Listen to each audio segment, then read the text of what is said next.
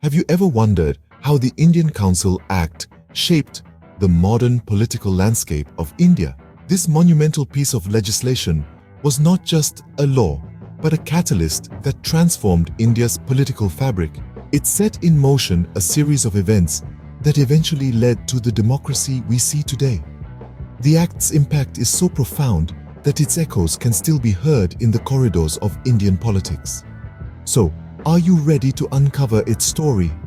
Join us as we delve into the intriguing journey of the Indian Council Act. To fully understand the Indian Council Act, we must first travel back in time to the political scenario before the Act. Picture a time when India, the land of diverse culture and rich heritage, was under the yoke of British rule.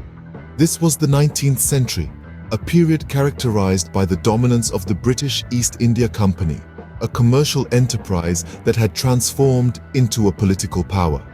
The British East India Company had established itself as a paramount force, controlling the political, economic, and social life in India.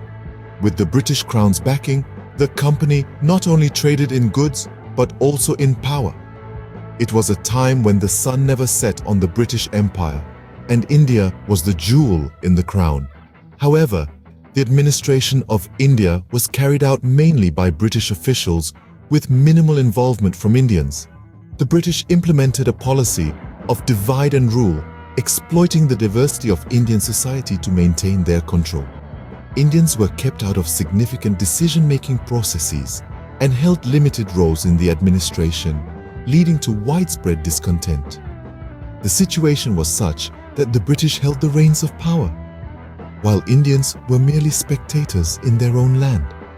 The governance style was autocratic, with the British making all the important decisions, often with little understanding or regard for the needs and aspirations of the Indian people. This was a time marked by a burgeoning sense of nationalism among Indians. The seeds of rebellion were being sown, and the demand for a greater say in the administration was growing stronger. The Indian intelligentsia started to mobilize and voice their discontent against the British rule. They yearned for political reform and a greater role in governing their own land. This was the backdrop against which the Indian Council Act emerged. The Act was a response to the rising political consciousness among Indians and their demand for a more inclusive administration. But before we delve into the Act itself, it's essential to grasp the political setting of the time. The stage was set for a significant change, a change that would redefine the political landscape of India. This was the backdrop against which the Indian Council Act emerged. The year 1909 marked a significant turning point in Indian history with the birth of the Indian Council Act. This was a time of great political turbulence in India. The seeds of rebellion had been sown by the Indian National Congress, established in 1885. Their demand? Greater representation for Indians in the legislative councils. The British, however, were initially reluctant to accede to these demands. They were more interested in maintaining the status quo, a system that had been working to their advantage. Nevertheless, the idea of Indian representation was gaining momentum. It was becoming abundantly clear that the British couldn't ignore the clamor for change any longer. It was in this context that the Indian Council Act, often referred to as the Marley-Minto reforms, came into being. The Act was named after the then Secretary of State for India, John Morley, and the then Viceroy of India, Gilbert Elliot, 4th Earl of Minto. These two men played a crucial role in shaping the Act. Morley, a liberal, was sympathetic to the cause of Indian representation. He believed that by giving Indians a voice in the legislative councils, they could effectively address their grievances. Minto, on the other hand, was more cautious.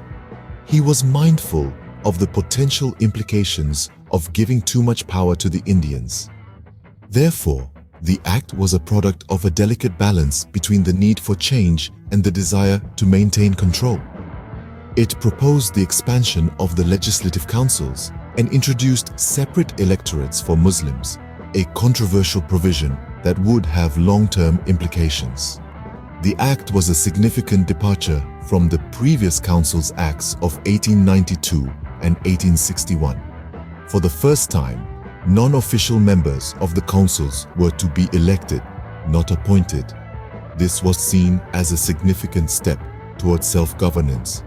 Thus, the Indian Council Act came into existence, promising a new era of political representation for Indians. It was a momentous event, a glimmer of hope in the long and arduous journey towards self-rule. But the road ahead was still fraught with challenges and obstacles. The story, however, was far from over. The Indian Council Act set the stage for some dramatic changes in the Indian political landscape. The aftermath of its enactment was like a ripple effect, spreading outwards, touching every corner of India. The immediate effect of the act was evident in the increased representation of Indians in the council. For the first time, Indians were not just spectators, but participants in their own governance.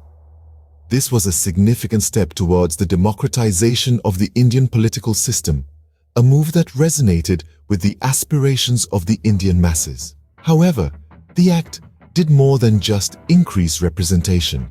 It sparked the emergence of new political leaders.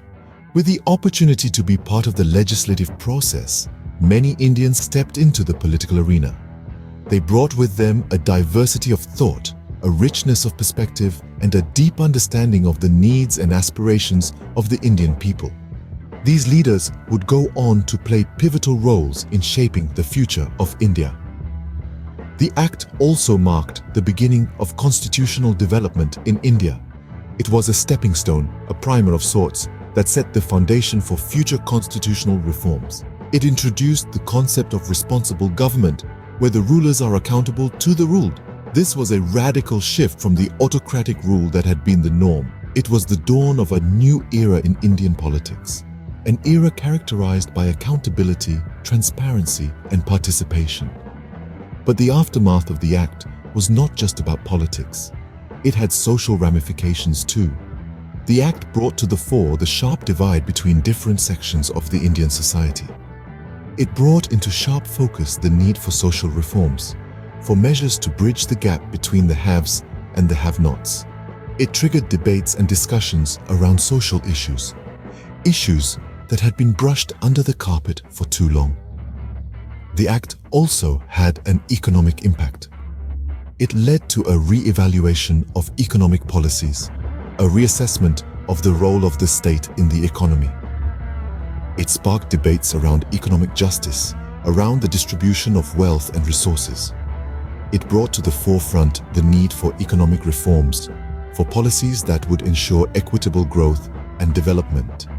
In essence, the aftermath of the Indian Council Act was a period of intense political, social, and economic change. It was a time of upheaval, a time of transformation. It was a time when India began to question, to challenge, to demand. It was a time when India began to find its voice, to assert its identity. The Act's aftermath indeed had profound impacts, setting the course for India's future political journey. More than a century later, the legacy of the Indian Council Act continues to resonate. This historic piece of legislation, better known as the Marley-Minto reforms, has left an indelible mark on modern India's political landscape. It wasn't merely a legal document. It was a beacon that illuminated India's path towards self-governance. The Act's central tenets, despite their imperfections, have gone on to shape the democratic practices we observe today.